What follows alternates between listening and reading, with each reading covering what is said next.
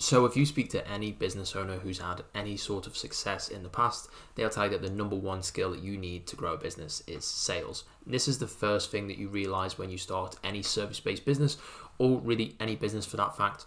If you don't have sales skills, but you have good skills at every other part that you need in business, there's a chance that you won't be successful. You could obviously still be successful, but if you're good at sales, but you suck at everything else, you will still make money. And this is just the reality of business. This is just the reality of how it works. And so you need to be good at sales. And in this video, I'm going to show you exactly how to sell any high ticket offer, whether this is for agencies, coaches, consultants, any really online service offer. If you're not familiar with me, my name is Ben Lister. I help agency owners by documenting my learnings on this YouTube channel that help me to make multi-six figures a year. And this video is going to walk you through my exact sales process and how this thing works. So I'm going to jump into the computer and show you. Okay, so this is how to sell any agency high ticket offer. It doesn't have to be agencies, of course. You could just be any service-based business. So the first thing, pre-call material. Now, before you have a call, before you jump onto the Zoom call and you speak to this prospect, you don't want to just go in there completely cold. You don't want them to know nothing about who you are and what you do. And so I always advise sending some kind of loom or just some kind of material on an email or a text message. And you can go over reviews, case studies, you can reiterate your offer. This is going to work basically when you are generating calls through outbound, because if you are generating calls through inbound, then they obviously know a bit more about who you are and you've been able to, maybe send them some kind of funnel and they've gone through a funnel. You can also do this through Calendly. If you are sending automated email reminders, you can send them a reminder, which is basically just you sending them, case studies and reviews and stuff like that, 24 hours before the call, a few hours before the call. And a cool technique here is to just give the prospect a call before to, give them again another reminder. Really, you're just letting them know that you're super excited about the call, you're super confident, you have lots of charisma. Basically, you just want to give them so much positive energy that, before even the call starts, they believe that, this person is, the person to solve my problem.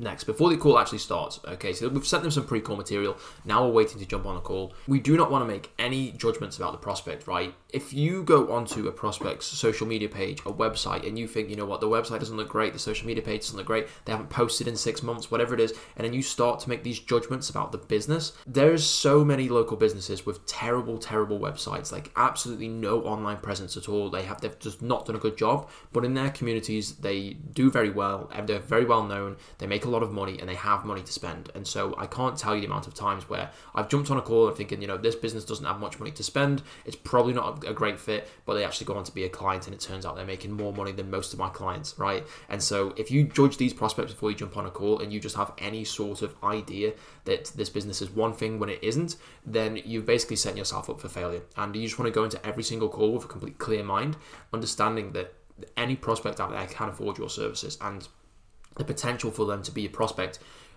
doesn't really reflect on how you should approach the call. You should approach every single call the same. And if you go into these calls with a very positive frame of mind, right, you want to make the prospect think that you're having just this crazy, crazy day, right? You're just the most energetic person, and that positivity is going to radiate onto them.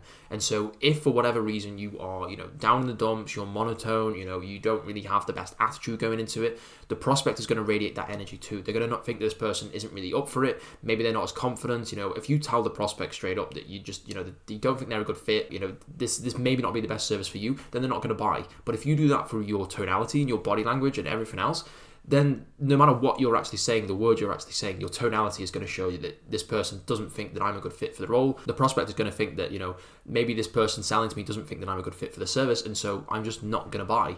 And it's that same kind of attitude. And when you go into these calls, you also want to expect the worst possible outcome. And this is a bit of a juxtaposition, right? Because you want to have this really positive frame of mind. You want to be incredibly positive when you jump onto the call. You want to have loads of confidence and conviction, but you also want to expect the prospect to be just the worst person possible, right? You want to imagine that this person is going to give you a million objections. They're going to be incredibly rude. The internet connection is going to be bad. They're going to drop out of the call and then come back in. You just want to expect it to be the worst call ever, because when it's not, then you're actually setting yourself up for something better. But if you're expecting the worst and you are anticipating that to happen, then you're not going to be, upset, or, you're not going to be down in the dumps when that happens, and you're just going to expect it. And if you learn to expect it, and you train for that and you practice for that, when it does happen, you're going to be much more equipped to actually go and fix that and solve it and close the deal. Now, inbound versus outbound. If you're under 10K per month, the chance is that you are getting calls through outbound methods. You're cold calling, you're cold emailing, whatever it may be, right? This is completely fine, but it means that we're going to need to sell in a slightly different way than we would if a call came from inbound, okay? Selling to an inbound prospect means that they are coming to you, right? They have a problem that they've already recognized and they're coming to you to solve that problem, right? And they actually believe that you can solve that problem. That is why they've jumped on the call, because if they thought that this person doesn't know what they're talking about, you're not really, you know, the person for me, then they wouldn't jump on the call in the first place, right? Because they wouldn't waste their time. But when you are dealing with an outbound prospect, it means that you are going to them, right? And this just means that instead of selling your service, you need to focus on a desired outcome. So what this means is if someone is coming to you, right, and you have, you know, a house for sale, right, you can't turn around to that person and then start to dictate terms about that, okay? Because you've gone to them, you've said, hey, I want you to buy this house. Have you seen this house? If the person that says, you know, possibly, yeah, I start asking a few questions about it, you then can't go and be, you know, demanding loads of money or trying to flip it around on them. You've gone to them, right? And so this is where we need to sell what's called a desired outcome.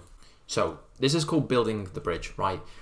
Your goal on the call, even through inbound and outbound, but especially outbound, is to establish that the prospect has a goal, right?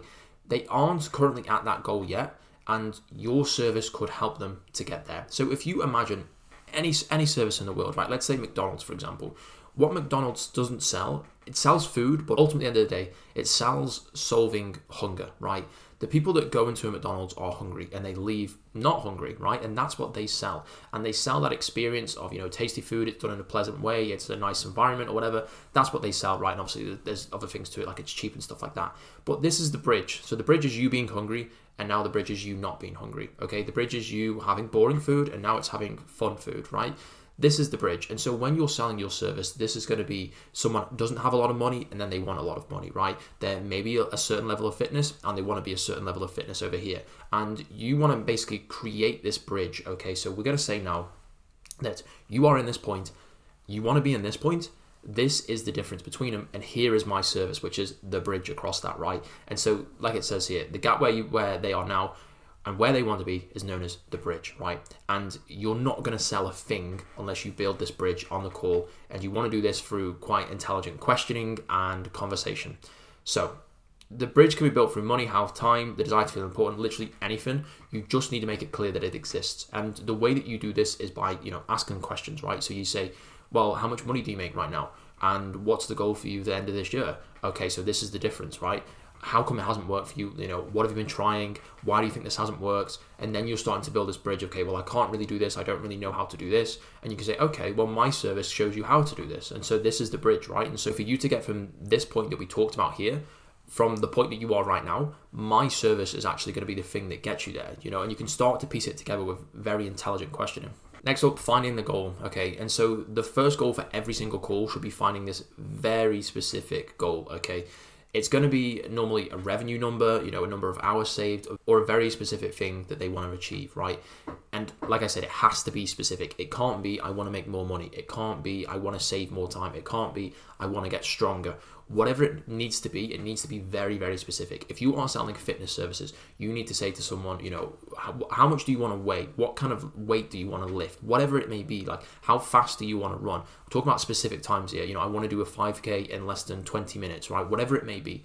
This has to be very, very specific. And so on my calls, for example, a lot of people tell me that they want to make 10K per month. That is the goal. And so we hone in on that. You know, it's not just, you know, I want to make more money.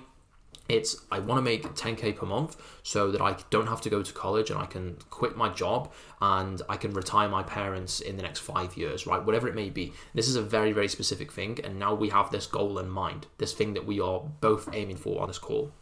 And so now we want to ask why the goal is actually important to them. So this is where we get the prospect to explain why this is important, okay? If a prospect wants to hit a very specific goal and we've just defined that, there's a reason for it. No one puts themselves through months and months of pain, reaching a certain revenue goal, reaching a certain fitness goal, if there's not a very specific reason for that. And we want to really dig in deep of why this happens, okay? And so once they give a reason of, you know, I want to hit 10K a month so I can quit my job. well, why do you want to quit your job? And then we just go forward and forward. An example here, I want to scale to 250k per year. I can pay off my debts and become financially free, which means I can stop worrying about money, which means I can support my family because I want to do that because they've helped me a lot and I feel like I owe it to them, right? So now we've gone from this, I want to make more money to this very specific goal of, I want to retire my family, I want to give back to my family. And now we've gone for this very specific of, I want money to this specific money amount, the reason why this happened and the reason why you want that, And so now we have something that is so incredibly important, and we are sort of pacing this forward, right? We're sort of saying, what is going to happen when you do get to this. And so now we're tying your services into this ultimate goal that they want. So my services is going to be the thing that helps this person to retire their parents, right? And give back to their family. And now we want to talk about what happens if you don't hit the goal, okay? So there's going to be two sides to this, right? The person who has this goal, they are obviously being pulled towards this goal because they want a certain thing, right? They want the money, they want the lifestyle, they want the time, whatever it is. But there's also something that is pushing them to this goal, something that they are running away from. Now, there's a very, very famous study that is done on mice, and they calculated the strength that a mouse runs when a smell of a predator is like wafted into the room, right? And then they also calculated the smell of the pull of the mouse when cheese is wafted on the other side of the room, right? So they're running towards the cheese and they're running away from the predator. And the strength that they ran away from the predator was like so ridiculously stronger than running to something that they want. And this is the same with people. If you talk to anyone who's been incredibly successful, whether it's business people, athletes, whoever it may be, right? They always talk about the fact that there was something in their life that made them feel inadequate. They didn't want to do things. There was something that they avoided rather than doing things. And I can talk about this myself. I mean, I'm sure that you can, right? The reason that you're doing things is not to be, super successful, which is obviously, it is one part of it. But the main reason is because you don't want to do a certain thing. You don't want to work that job you're working. You don't want to have a 9 to 5. You don't want to have a basic life. This is the thing that you are just completely terrified of.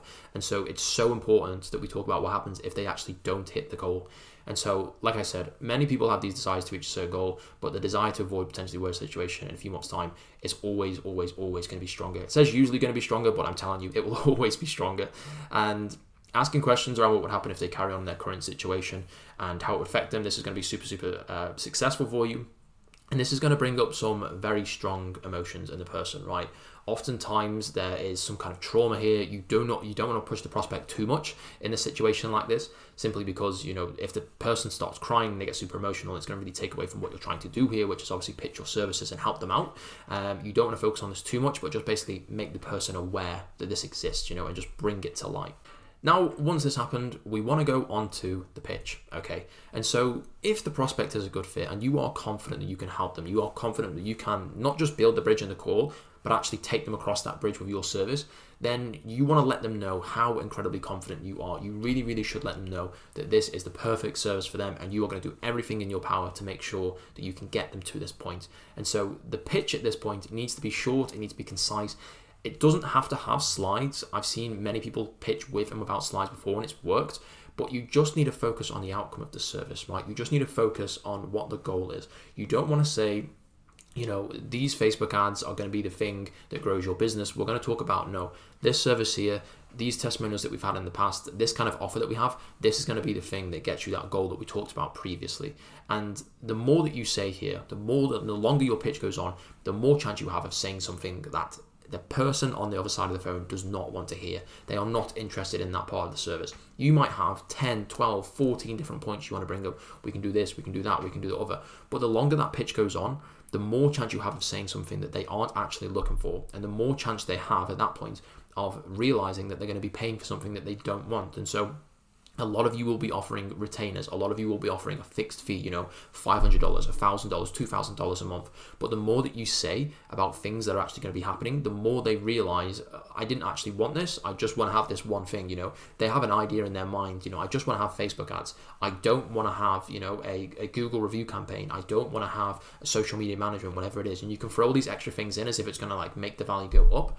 But if anything, it's going to do the value to your pitch. It's going to be worse for your pitch. So like it says here, you're not selling Facebook ads, you're selling a service to get them to XK per month, right? Whatever it may be, whatever the fitness goal or the goal that we talked about, that is what we're talking about. So we really need to focus on this, and we always want to tie it in with the prospect's previous answers to the questions, okay? So if they told you that a previous lead service that they used sucked, right, and they had a terrible experience, ask them why, understand what happened there, and then use that to almost pitch them in, right? So if they say, the person told me they were going to call their leads, but they never called the leads, you can talk about the fact that you have this system in place that means that a team calls the leads within 30 seconds, the pickup rate is like 80% or whatever it is. And so if you tie this into basically the answers that they've given previously, then you're basically going to be tying your service into the reason why it didn't work in the past, right? The reason why this thing never worked. And so if you have the solutions to the problems that they gave originally, then the chance of you closing is going to be so much higher.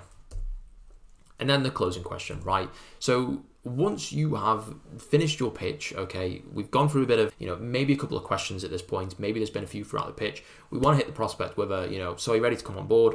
Does that sound fair to you, John? Something along those lines, something that basically initiates the person to say yes or no. Once you have said this, you just want to wait. You don't want to speak. You don't want to say a certain thing. If you talk next, then you are not going to get the sale, right? So patience is key. Sometimes you get 30, 45, a minute of basically just silence, someone, saying, they're trying to think about it. You can see maybe they like it, maybe they don't, and you just want to wait. And as soon as you butt in and as soon as you say, what about this, what about that, or something else, you've lost, right? You're not getting that sale. And so it's either going to be a yes, it's either going to be another question, or it's either going to be an objection. If you get a yes, obviously close the deal. And if you get a question or objection, then do one of these things. Post-pitch questions. So these are questions obviously after the pitch, once you've given the pitch and you've given that closing question, then they're going to ask you a couple of questions sometimes, right? And we define this as a prospect looking for more information. They are not objecting at this point. An objection is when the prospect is giving you a reason why they cannot go ahead now. So there's a big difference here, right? If someone says, I need to think about it, that's an objection because they are saying, no, I'm not ready because I need to think about it. If they just don't give you a yes or no, but they say, just explain how this works again, then this is a question, okay? And so when the prospect gives you a question, you always want to make sure that you thank them, right, for bringing this up. We want to drown out any possible negativity. Even if there isn't any negativity, you can't sense it, you just want to make sure absolutely categorically that you are just drowning out any sort of negativity, okay? And we want to be incredibly positive, incredibly confident. And as well as this, we also want to make sure that we answer any question at the end by basically tying this into why this fixes the prospect's issues or concerns, right? And tie it back in with the offer. And so an example of how one of these answers to a question would be, actually, I'm so glad you brought this up, John, because this is my favorite part of our service. We've actually solved this issue before by doing X, Y, Z. And that's exactly why this fixes that issue. And this is why we can guarantee 10 leads per month for all of our clients. And so at this point, the person's come with maybe a little bit of negativity, right? Maybe they're saying, oh, I'm not too sure how this works. Can you just explain, like, what happens? Do we have to call the leads? And you say, yes, I am so glad you brought this up. I almost forgot to mention this one. So actually, what we do here is we have a system in place so that we can tell you when to call the leads. You get a notification of when to call the leads, right? And this works for all of our clients at the moment. It's something that we've been trialing out for the last 6 months. It's worked really, really well. And this is basically why we can guarantee that you will get leads on a consistent basis. And that's just so much better of an answer than saying, well, the way that it works is, we do this a little bit and then, yeah, that's basically how it works, right? If you just come into that question straight away, just rejecting any sort of negativity, like, yes, I'm glad you brought this up, you are actually happy and excited that this question came about. So if you go into this question basically excited and happy that this came about, then you're going to land that sale. You are going to absolutely smash it at that point because the person is going to know that you actually are confident that you can solve this problem, but not even just that this is actually so good that, you're one step ahead of that. You're confident and you're happy to be talking about this because, you've solved it. You're happy to be solving this. And it's a strong point of your service rather than a weak point. And then of course you will undoubtedly get objections on your sales calls, and any objection that is not based on money, based on fear, or based on logistics, it's not a real objection, okay? This is what we call a smoke screen, right? And the prospect will be telling you one of these smoke screen because they do not want to tell you the real objection, right? These are going to include, I need to think about it, I need to speak to my partner, I've got other calls scheduled, something like that. Something that isn't, this is too much money, I'm scared of going ahead, or I'm not sure how this is going to work with the timing of things, right? The logistics of it. Smoke screens should not be overcome as they are not real objections. The goal around a smokescreen is to basically work out what the actual objection is. If a person says to you, I need to think about it, you do not want to ask them, why do you need to think about it? You basically want to get to the answer of, what is your real objection? Why are you saying no right now? Because I need to think about it means that they need to think about something, okay? And we need to basically uncover what that is. And the process around resolving smokescreen goes, they give you a smokescreen, you confirm that what you do actually works, and you ask them, in your opinion, does it work? You isolate why it does, so you ask them, what specifically about the service have I showed you today makes you feel like we can actually get you to that point? And then you look them back up to the top, right? So you basically go through this whole process where, they tell you, I need to think about it. And you say, okay, so in your opinion, do you feel like we can get you to the goal that we talked about? And they will most likely say yes. If they do, which they probably will, then you want to isolate why that happens. Okay, so you want to say, okay, so what specifically about my service makes you think that it can? And they will give you a reason. I think the fact that your Facebook ads are really good, you have a system to do that, whatever it may be, right? And then you want to loop them back to the top, and you ask them, okay, so when you do think about this, what is coming up for you that makes you want to think about it, just to see if I can help you right now. And so we've gone through this loop here where we're confirming that they actually do think it can get them to this point. They give a very specific reason why, so it's not very vague in the slightest, it's very specific. And then we're basically turning the question around and saying, okay, so if you believe that and you think that we can for this very specific reason, then why are we not going ahead here? And so then they will have to come up with some kind of answer, it's just a lot of money, or I'm a bit worried about this, I'm just uncertain. Okay, if for whatever reason they tell you that, I'm not too sure if it will or whatever, then you want to flip it around into a negative, okay? And so instead of saying, what about my service? Why do you think it can get you to this point? You want to say, okay, is there anything missing from my service? Is there anything that you think could be added in there? They will always say no to this point. And so then you basically have a confirmation that they think that this is basically as good as it gets, and they're confident that you can get them to that point. And so after we've dealt with a smokescreen, you're going to have a real objection, okay? You're going to have a money, a fear, or logistics objection. And now we can hit this head on. We can actually focus on this. And so if it's money, you need to work out if they actually have the cash available to invest, or if they just don't have the cash, right? So basically, if the person has the cash and they're not sure they're giving you a money objection, then obviously there's some element of fear in this, right? They have the money, but they're not sure to spend it right now. If they just don't have the cash, then obviously they just can't go ahead right now. Okay, so that's a completely different objection than having the money and being scared to spend it. So no cash is going to be the money objection. They have the cash is going to be logistics or fear, okay? If they don't have the cash, then you want to go down the payment plan route, right? This won't work for all businesses, but you can offer, 50% up front and then 50% after some time, maybe when they come on board. So if they do have the cash, but there's a little bit of uncertainty to move forward, then it's going to be a fear objection. But if there's not really that fear, then it's going to be logistics, all right? Uncertainty can come from either you, it can come from the service, it can come from the company, it can come from, them itself. You want to isolate which one it is and then use analogies around this to basically overcome the uncertainty. And so when you're pitching your service, right, and you're planning on building your sales script, you want to create analogies for each of these, okay? So if a person has some kind of fear around, you, for example, you want to create a analogy that's based around the service that you are selling, around the industry that you're selling. So let's say, for example, if you are selling to gyms, right, and someone says, I'm just a bit worried that I'm not going to be able to do the work, that I'm not actually going to focus on this, and you can say, okay, you have built a gym, right? If you weren't the kind of person to build this gym, if you weren't the kind of person to go into the gym, then I wouldn't have confidence to do that, right? But the fact that we work with gyms and the fact that we work with, so many people who are into fitness and so many people who are incredibly disciplined and motivated all the time means that I just have complete confidence that virtually any gym owner can actually go and do this, right? And when you give them a little bit of confidence like that, you basically tell them that the answer that they give them on a call means that they will be a good fit for your services. These kind of analogies of using, a gym owner, for example, compared to someone who can actually work hard on a service like this and be good at marketing is a perfect example for a gym owner, right? And I'm sure that you can think of your own in a specific niche or specific industry that's going to resonate with the people that you are selling to. And so sometimes people just need a nudge to help them to get over the line, right? If you can strengthen your offer in a very, very slight way, and you're happy to do that for the prospect, then you could always do that, right? And so the way this would work is obviously just adding in a little bit more of a guarantee. So if you guarantee, 10 leads a month or whatever it is, right, you can say we can guarantee that within a couple of weeks, or we can do, 15 leads a month, whatever it is, just to basically double down on that and give a little bit more confidence. Obviously, you have to be good at your service to be able to do this, but if you just add a little bit more in there without actually reducing the price, then you're going to give that person much more chance of closing the sale. And you can also do this without strengthening your offer by asking what's called binary questions. Okay, this is adding the yes or the no, right, at the end of questions. And this is going to make them binary, and this is going to box prospects in. And so you can guide them to see how your service would actually be the right fit for them, right? And let's say, for example, someone has the fear of themselves, right? They don't actually want to go ahead with this, You can use any sort of analogy in the world, but make sure they turn them into binary questions.